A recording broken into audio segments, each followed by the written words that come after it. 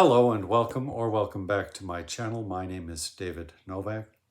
This is going to be the fifth video in a series of videos in which I give poetry readings from my own books of poetry. I started writing poetry at age 11. My first book of poetry, however, was not completed until age 30. So it took me a while to hone my craft, so to speak. But then after that, it was as if the floodgates had opened. Perhaps sometimes a little too much effusion came out from those floodgates, particularly in the year 2003, a year which we are fast closing in upon. Let me give you a brief review of what we have looked at so far. If you are following this from the previous videos, I will put links to these in the description box below. The first book, a very short thing, made up of even very early poems that I had written whilst yet a teenager, to be sure, but moving into when I discovered my mature voice. This was all that I could collect, all that I could cull from my vast amount of attempts since those early days by the age of, say, 30. It might have been 28, it might have been 29, it might have, I don't know exactly when it was. I decided I have to make a statement, I have to show that I am serious about this and put a book together. When one is trying to put one's first book together, it is not an easy task. Many folks have gone through that process, and I think it's pretty uniform. We all have similar experiences. However, where my situation differs probably from the norm is that after that, as I say, the floodgates opened. So this was the first. And I should add, these books were published by Non-Fit Press, a self-pub job in the day before print on demand made everything easier. And they were not published or printed in the order in which they were written. So the first book, second book was a book of sonnets, and this was the first book dedicated and conceived as a complete work in itself, in and of itself.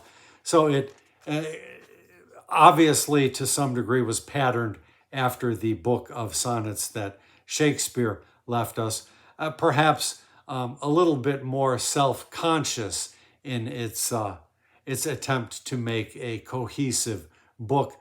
Shakespeare's, it is harder to say whether he was consciously crafting that as a book or whether he was just producing sonnets as they came to him. That said, the sonnet form led me on to bigger things. Sonnets are often used as sort of a stanza, sort of a component piece of larger poems or longer poems using the sonnet structure. And what followed was the soul's refinement. And now this came out in 1996. Yeah, that was it.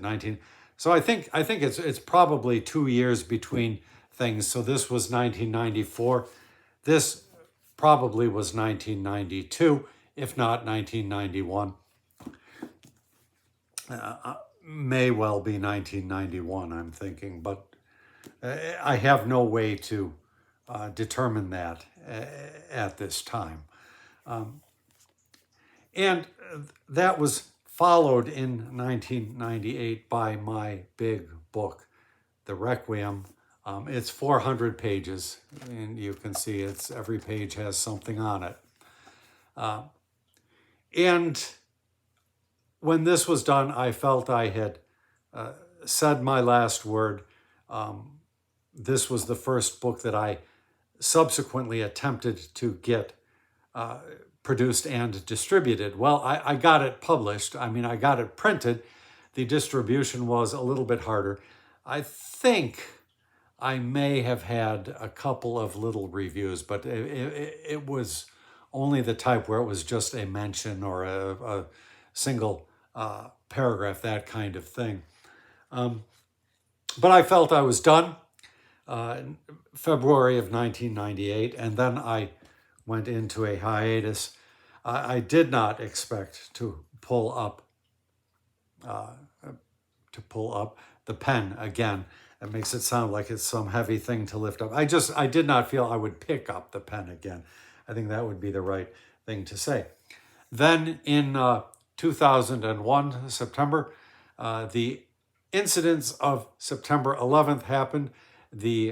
Some terrorists, I believe mainly from Saudi Arabia, drove some airplanes into skyscrapers in downtown Manhattan, also into the Pentagon, and one plane was sent down in a field when the passengers on board got wind of the plans and rebelled and took over the plane. So I don't recall what its intended target may have been, but this changed the trajectory of my country, the United States. It is hard to remember now that there was a life before the events of September 11th, and that the country felt differently. I am old enough to remember those days. Our politicians jumped on these events and used it for subversive purposes, for one thing. The attempt was made to move the country more toward fascism, which we see today in full bloom. Well, it's just about in full bloom. But the first tentative steps were taken. There's a hole in my shirt. That's terrible. How can I conceal that from the camera? Well, you're going to know it's there anyhow.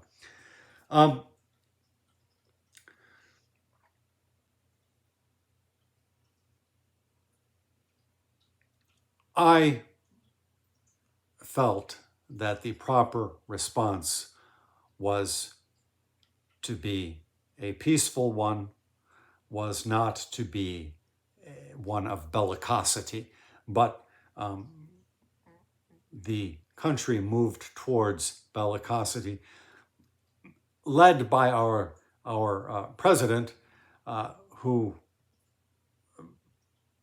espoused the idea that getting angry signified strength. John Shelby Spong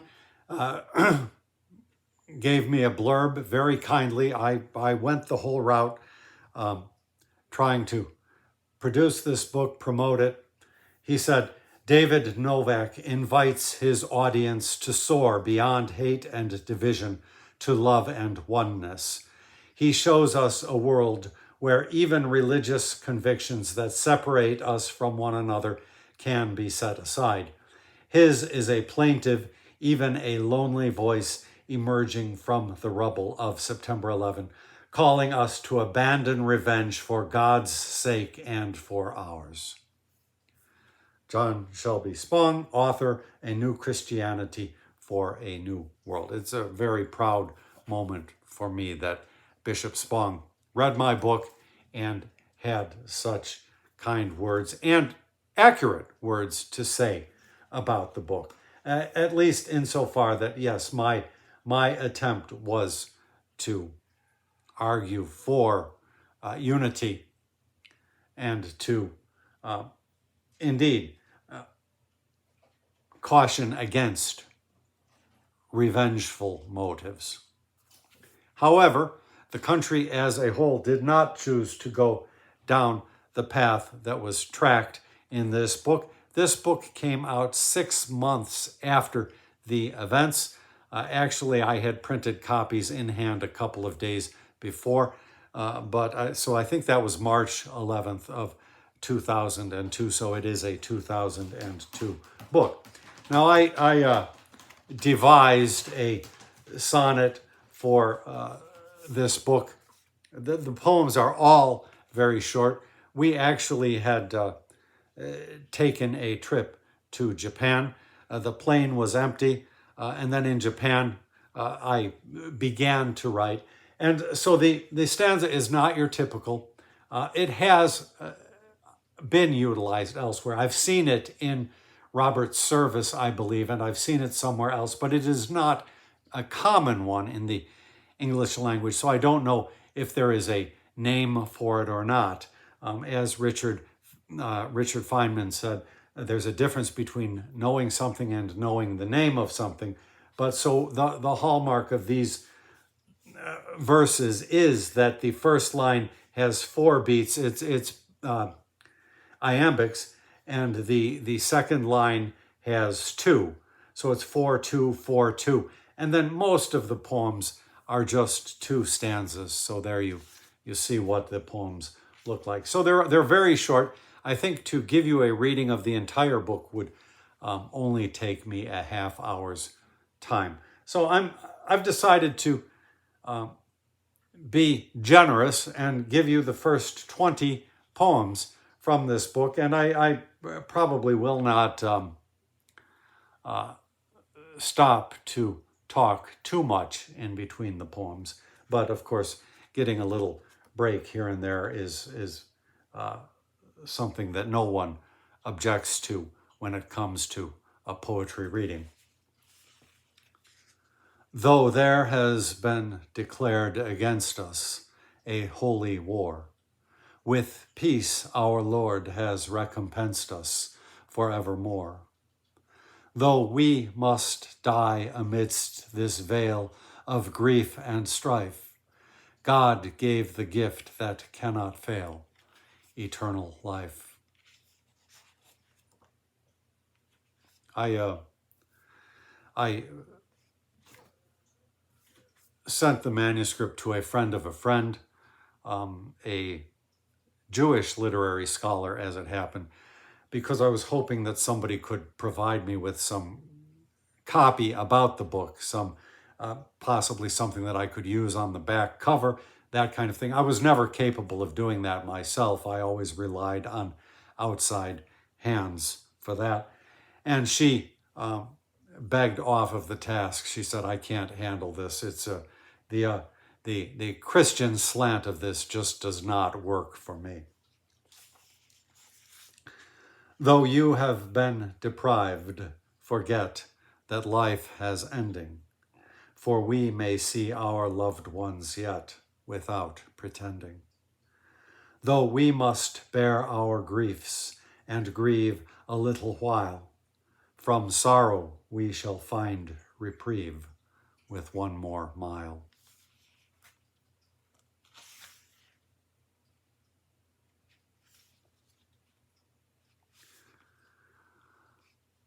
When I would give myself to you, this sorry lot, I wonder if it can be true, you love me not. When I have waited what seems an eternity, I wonder how by heaven can you love not me. That poem relies on a line written by Thomas Hardy. Somewhere in my backlog of videos here, I did a series of readings by Thomas Hardy, and I included the poem that this derives from. I think I even made mention of my lifting that particular line. If I remember and I think of it, I will put a link to that poetry reading in the description box as well. Let those who feel religious fervor enough to kill and feel themselves to be the server of justice still. Let those who dance when others die in jubilation not feel the sting of enmity from this my nation. For we believe the Lord declares, "Thou shalt not kill," and shall deliver us from cares, so live his will. Of course, if this book espouses a Christian ideal, it is certainly not the type of Christianity prevalent in my country, the United States, today, where we have these Christo-fascists, as they are called, or Christian nationalists, where indeed causing death, causing starvation, imprisoning people, causing torture without any sort of due process or even semblance of justice getting the nod. These are the Christians that we have prevalent in the United States today, which, of course, Christ himself would shudder to be associated with. Brethren of mine, forbear to fight the enemy in ways he has declared as right for all to see. For though he slaughter us asleep in his deep malice, let not our anger run so deep, nor be so callous.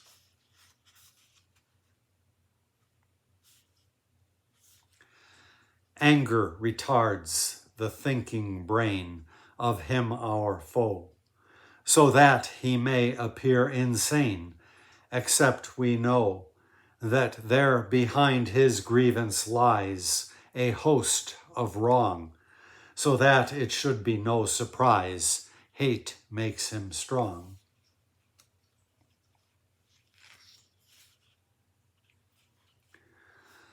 Love never was, nor ever shall, possess the fury to claim dominion over all as judge and jury. So those who will unsheath the sword, nor spare the rod, in vengeance desecrate the word, they love not God.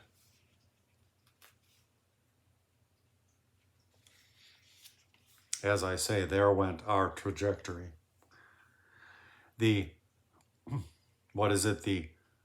arc of the moral universe, or the moral arc of the universe, bends toward justice. Well, if it had been bending toward justice after the events of September 11th, it got skewed out of that particular trajectory.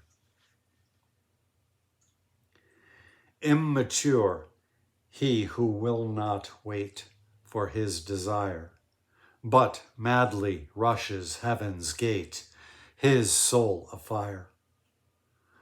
For though he lust for sultry dreams in pressing forth, with violation naught redeems his soul to worth.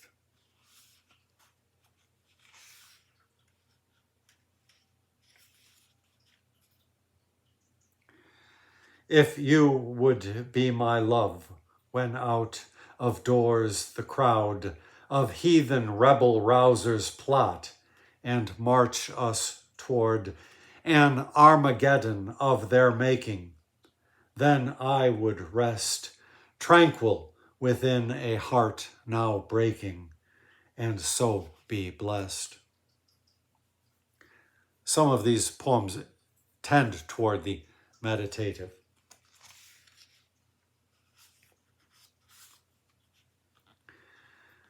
Beautiful man that like the Lord, Gautama, art, quiescent, meditative, toward thy open heart. I would propel mine, thou so gentle, as were a mother unto her babe, and non-judgmental. Thou art my brother. Pardon me. Would you like to hear that one again? Sure, why not? Beautiful man that like the Lord, Gautama, art, quiescent, meditative, toward thy open heart, I would propel mine, thou so gentle as were a mother unto her babe, and non-judgmental. Thou art my brother. I should say I am a sort of poet, one of the sorts of poets who writes his verses and then leaves them and does not return to them. Some poets are perpetual revisionists, not I. I pack them away and only look at them if I am trying to bring out a book. Other than that, I don't. To some degree, if I'm called upon to give a reading, and back in these days I was doing that kind of thing, then sure, I will look at the book and select poems and all of that. But barring that, no, I don't look back. So these poems I have not read in a long time. You may recall that sometime before the events of September 11th, some gigantic Buddhas in Afghanistan, I believe, were blown up by Muslim zealots. To see the Buddha blown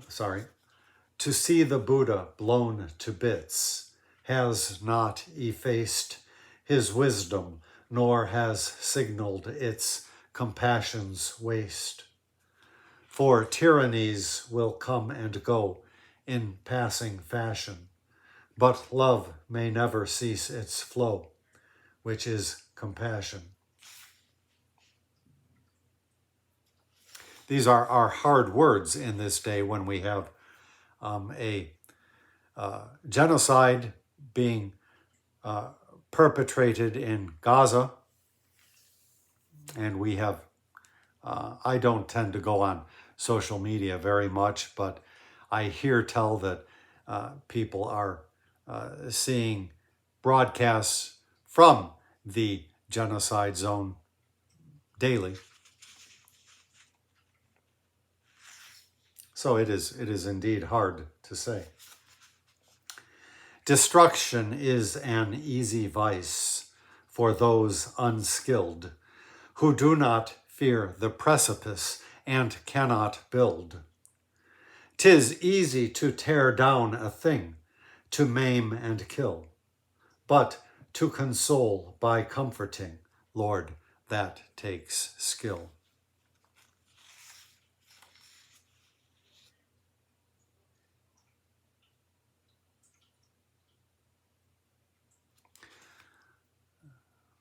This, sometimes when you point a finger, you have three pointing back at yourself. So insofar as this is a Christian message, well, let's look at our Christians today, our Christo-fascists and our Christian nationalists. Let those who with religion rage themselves fall back, nor consolation them assuage who first attack. Let those who raise up as a prop the name of God from their own desecration stop without a nod.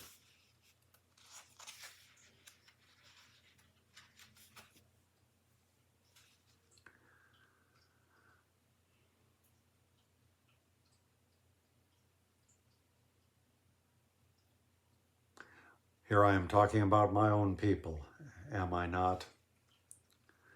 What are these multitudes who favor such needless slaughter?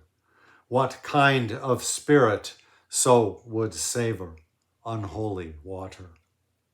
The blood that flowed, although my brethren do not need fear it, and though we have been classed as heathen, what kind of spirit?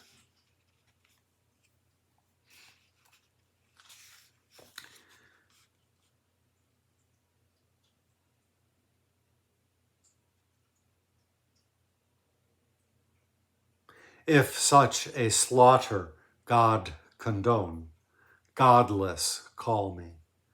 Yet he would never call his own such infamy. If men such slaughter not condemn with strenuous voice, I have as little need for them as who rejoice.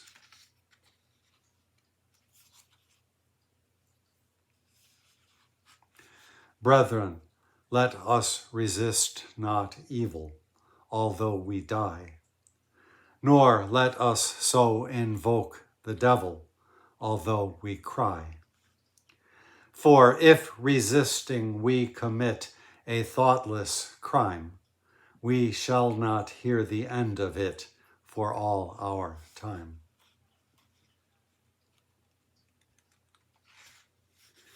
No wrongs returned for wrongs received, hath said the Lord. Although we have been sore aggrieved, it is the word. That word which calls for wrongs returned for wrong is wrong, though it were spoken by the learned or motley throng.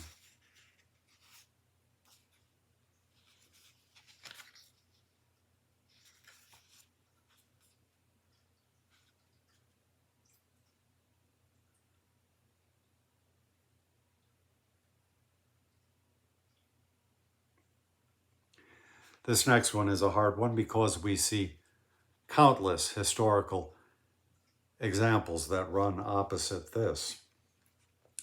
A man who does an evil for me is not my friend, despite the consequence have bore me a sought-for end. For such ill-gotten gains must be renounced, revoked, refuted not half-heartedly, or truth be choked.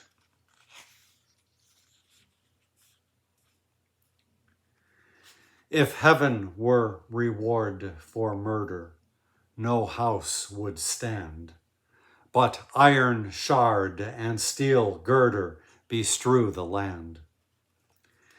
If heaven were a den for killers, God would come down, but it is men are evil's tillers of great renown.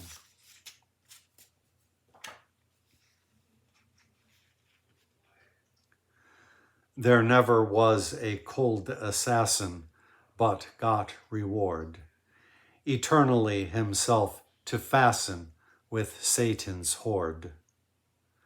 No matter he believed to gain entrance to heaven, with killing so is spirit slain, never to leaven.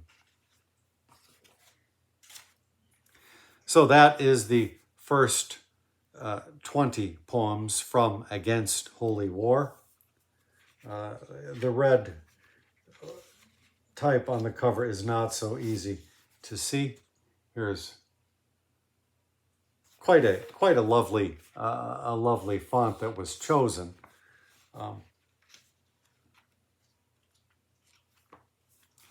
The book contains 50 poems. These early books, so again, number 1, number 2, number 3, number 4, and number 5, the first 5 books published under the auspices of Non-Fit Press. These can only be gotten through a used book dealer online, whichever is your favorite. You would have to go to bookfinder.com or Abe Books or what have you. If you are interested in hearing the rest of the book, 30 more poems, there may be slightly more copies of this floating around. I'm not sure. I checked to see that these books are still out there, but there are less than there used to be. One would think that there would be more simply because back in the day when I was going to the Poetry Fest at the Chicago public library and giving other readings here and there at different venues and different events. This was always my most popular book. I think because it touches upon topical themes and themes which everybody is interested in or was interested in at the time. I don't know what use there is at this point to say, well,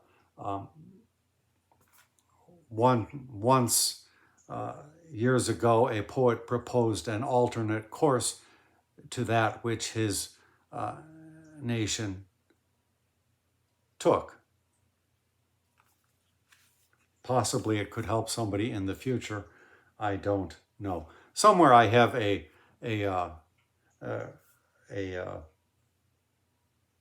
video of me reading the review that this book got from chicagopoetry.com. It was our local poetry website here in Chicago.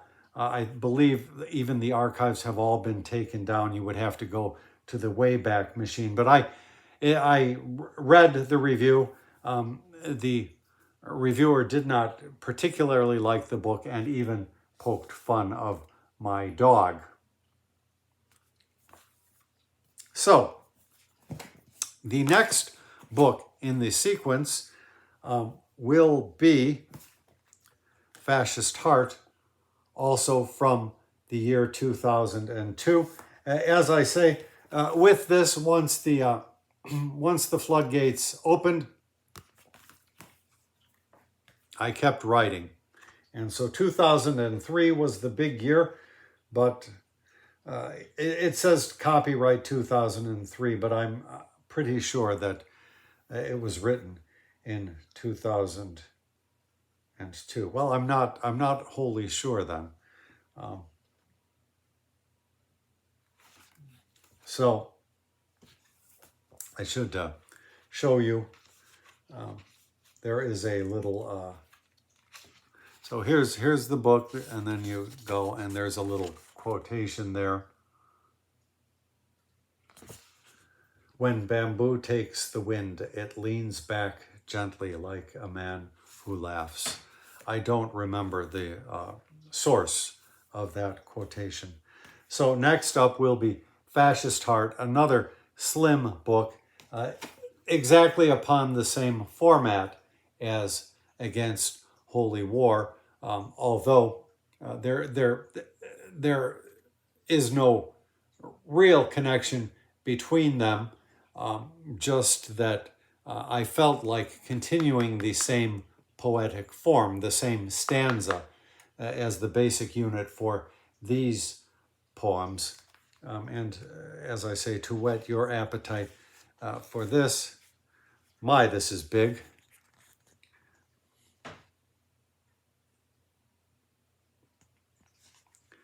She appeared to be competent, sturdy, and rather unimaginative. Jan Karski. So I mention occasionally that this is the book which sort of foresees the descent into fascism that my country has undergone. But strictly speaking, fascism in this book is presented as a vague or abstract possible scenario for the future. So it is not prescient in any kind of particular way. And the notion of fascist heart should be taken literally, I would say, because it is about what lies within the human heart that concerns this book. My most recent book is Against Fascism, which describes in detail many of the events that occurred during the first overt 3 months of fascism in this country. So given there was 1 month of settling in that the Trump regime did. But then after that, events were coming fast and furious, and I tried to capture what I could in this book. Both of these books, incidentally, must be gotten from lulu.com, which is the self-pub house I have used for all of my subsequent books, that is to say, subsequent to those first 5. I will link that in the description box. And I've recently had a thought concerning the poetic process. The other day, yesterday or the day before, I got onto a number of pages of folks, young men who are advising people how to write poetry, kind of would-be teachers, though not necessarily with any academic credentials behind them. Of course, I have never done that and have no real interest in that sort of thing. My writing is muse-based. It is inspiration-derived.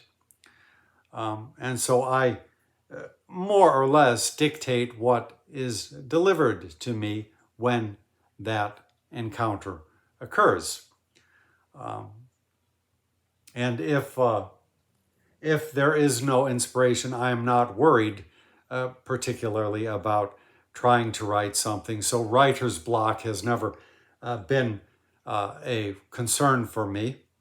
If the muse is not calling upon me, I feel no compulsion to try to write something or create something, as it were. This channel has been a booktube channel, and with these events, the rise of fascism, I have been unable to read. I am just focusing on the news every day, what's happening. Things seem to have slowed down a little bit from these first months, but have gotten only worse and worse and worse. So I'm trying to devote myself insofar as I can to learning resistance techniques. I've attended a couple trainings so far with indivisible.com. Nothing that I have been able to put into practice as yet because it's generally so far been vague overviews. But regardless, it is good to have a theoretical understanding of the underpinnings of fascism or a fascist regime to understand how individually we can do some little part to thwart the regime, the fascist program, and in the hopes that largely combined our efforts can indeed cause fascism to fail. Fascism ultimately must fail, but it would be to our advantage to cause it to fail sooner rather than later. So that is where I am devoting my attentions these days. But where the writing comes in, I was a writer before I was a reader, and I do not want to write another book of poetry about this stuff. I don't foresee the possibility of writing a play about it either. But given that my orientation towards much in this literary world has been that of a writer, so I am in part paying attention for opportunities. So these would-be instructors of poetry, you hear In other types of writing, you hear people say things like, oh, it's a muscle and you just have to build that muscle. Poetry, of course, is not that at all. And I would say creative writing, creative in scare quotes, because it's a loaded term which has a lot of problems with it. But that is probably not a good framing for the activity conceptually, where the imagination is involved. If one's interest is toward trying to produce some sort of imaginary work or imagination utilizing work of, I don't know, a fiction of some sort, etc., etc. Talking about prose, talking about nonfiction, I can't really speak for that. I'm not very good with these things. I'm not even good with any kind of, say, short story or that. But speaking from the standpoint of poetry, he who catches joy as it flies lives in eternity's sunrise. That's a quote from Blake that I have used in this sort of context before. So it is with catching the inspiration from the muse. That is to say, being available when the muse beckons. If you spurn the muse, she may well go away and not come back. So you have to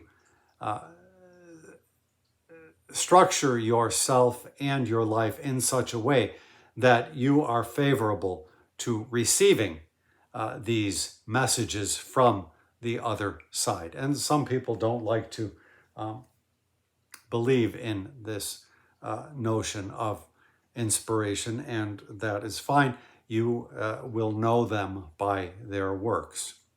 But so the image which came to me very forcefully the other day, just yesterday, I think, was that of a surfer, that of surfing. And now I have never gone surfing. I would probably fall off the board and wind up sinking to the bottom or something like that. But the idea of surfing, one of the key aspects, as I understand it, is you have to have the right conditions for surfing, and then you have to sort of wait for the wave, and then you catch a wave, and you go as it takes you, and then you can use your skill or your experience to some degree, but how it carries you through its course is something you can't predict. It's something exciting, and this is the most perfect metaphor that I can lately think of for the act of writing poetry.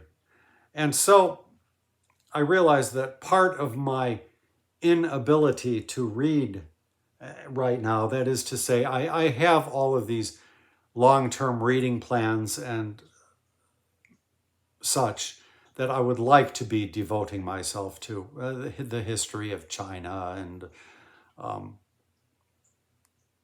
some other things, the history of the French and British in North America, or French and English.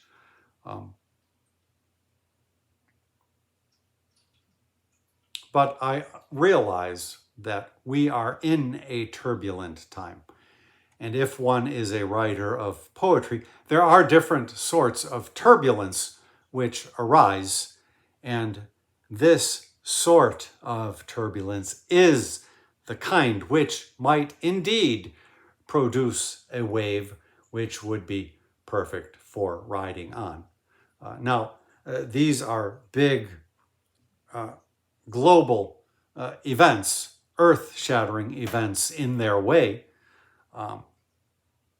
And there is no saying that I, a little poet, a wee poet, will have anything to contribute, will be able to hop on that wave if I see the wave coming. There's no guarantee of that at all. I am meagerly skilled, to be sure, but were I to be taking my attention and focusing it on the history of China or the French and English in North America, this would be taking my attention off from the moment. And so, because my primary orientation is that of a writer, I feel that I have to keep an eye on the signs, keep an eye on the waves as I see them. And if one comes along that it looks like I might possibly be able to board, then go for it. If somewhere I've done a video about just a general overview of all my books. I've got quite a load of works under my belt, quite a load of plays as well. And in one way or another, this has all happened because of paying attention to external forces. Poets are not creatures that, say, mull about something and then work something up. I have an idea, eureka. It doesn't work that way at all. One has to be receptive to the world. There are ideas floating all around all the time. And so you just have to snatch this idea or that idea.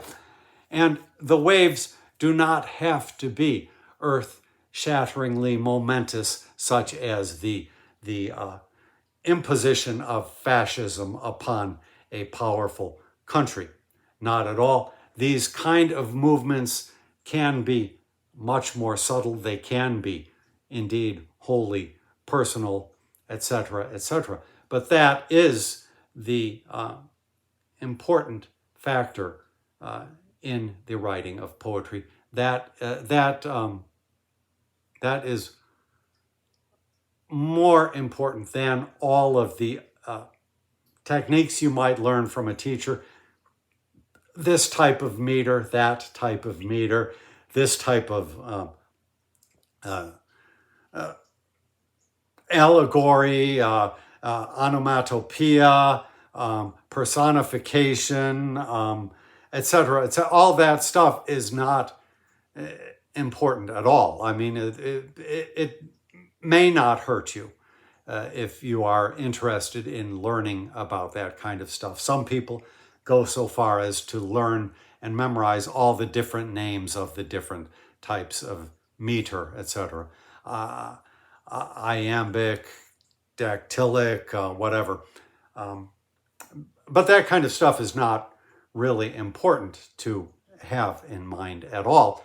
And if anything, it is more of a hindrance than a help. The real key thing is to catch the inspiration when it comes. A poem can be written, indeed, without meter, without rhyme, without any of the